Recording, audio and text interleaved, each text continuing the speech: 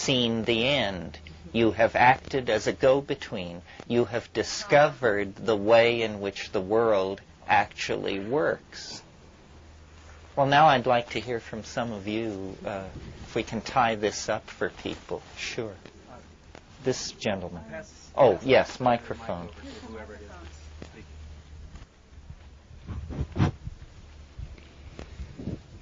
Well, I basically agree with a lot of things that you have been talking about, Terence, and giving the mass of thoughts and information, I'm trying to just answer and put some points out that I feel important in the whole context that you are talking about.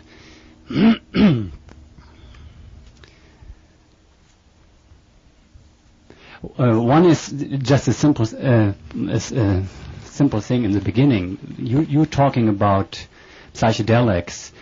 I didn't quite get whether you make a distinction between synthetic psychedelics and organically grown. No, I make a definite... Yes, I know that you make the difference, but within your talk you mentioned LSD at several times in a way that I got the impression that you look at LSD as something that is not synthetic. Well, LSD is kind of a borderline case. I'm probably under the spell of Albert Hoffman's recent visit. LSD-like compounds occur in morning glories and were the basis for certain hallucinogenic rites among the Mayans and the Toltecs. LSD is a sort of a hybrid. Ultimately, I suppose I would be sort of anti-LSD because the problem with LSD is it's so easy to make a million hits.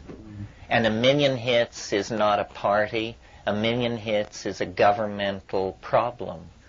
And that's what undid LSD, was the fact that it was so easy to manufacture truly society-disrupting amounts of it.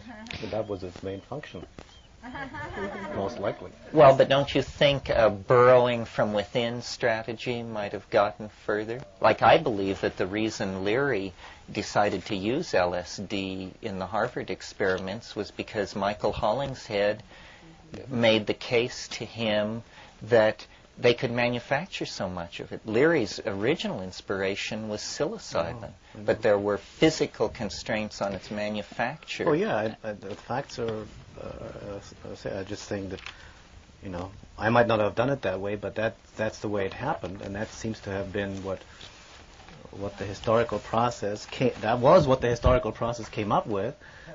Something that could be manufactured could be in large amounts, giving hundreds of thousands of people access to an experience that before only a few had had. So reaching that kind of hundredth monkey, mass quantum, mass action threshold.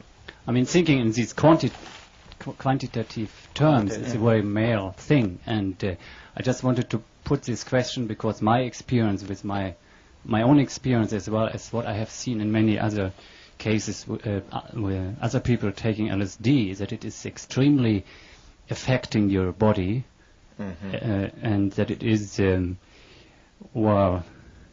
creating confusion, possibly, and that you should at least take into consideration that it is developed by a Swiss company, and even Albert Hoffmann, that who I really appreciate as a wise, nice old man, is a man still, and it is done in the whole context of patriarchal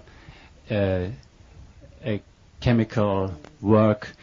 Sandoz is destroying the River Rhine, and besides all these things, they have developed LSD. Yes, well, okay. I just wanted to mention that very briefly. It's not the main point that I wanted to come to. Can I answer it anyway? Sure. Basically, I agree with you. I bend over backwards to be liberal because Ralph once accused me of being the most conservative person he knew. But I think you're right, that the fact that it can be manufactured means it can be manufactured badly.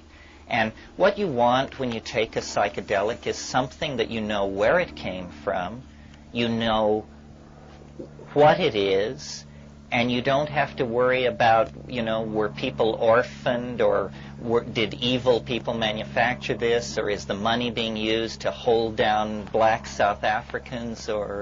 So I think plants, my advice to someone who takes it seriously, who wants to get right on this issue, is grow your own mushrooms.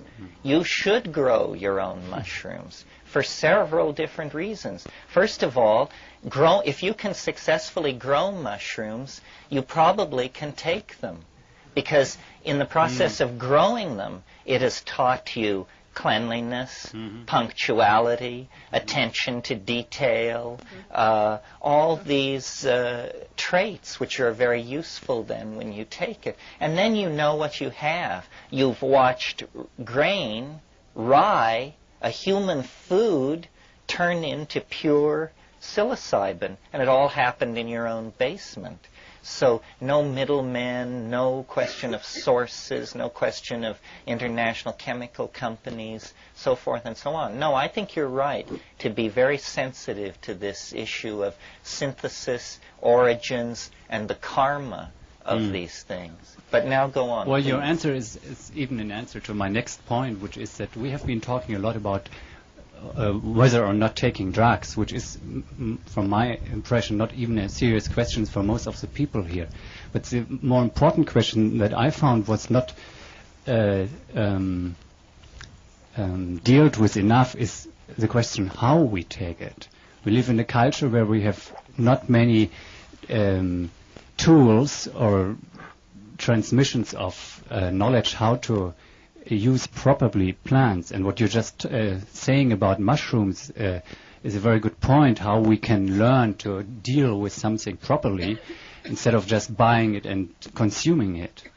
And the last remark to this question of how, where I would like to hear maybe a few sentences from both of you, is the point that, because I think Ralph mentions the mysteries of Eloises at a certain point.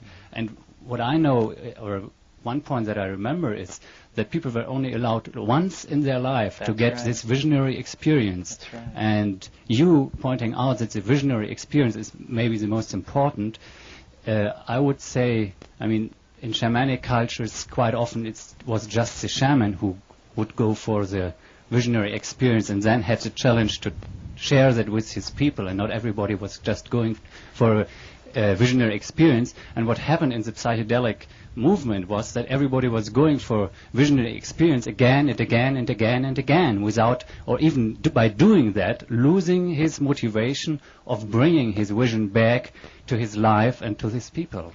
Well, people don't know how to do it, you're right. And so maybe it's useful. I mean, this is certainly tying up loose ends.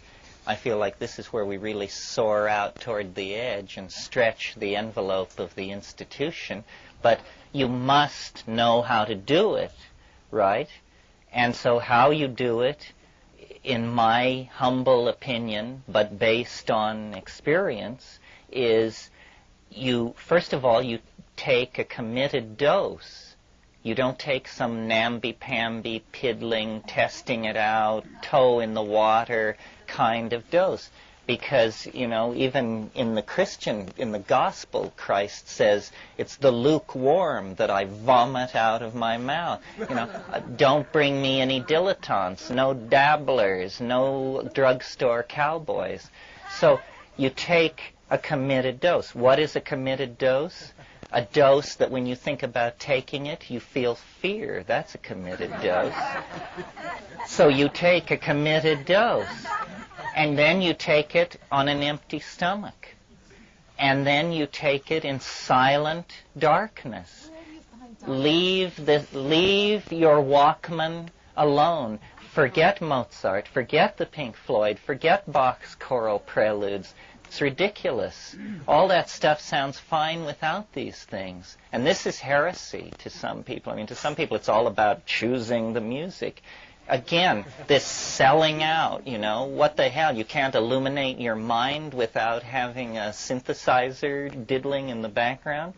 So, silent darkness, committed dose, empty stomach, and then it's very simple. You lay down, you shut up, you close your eyes, and you look at the back of your eyelids with the expectation that you may see something.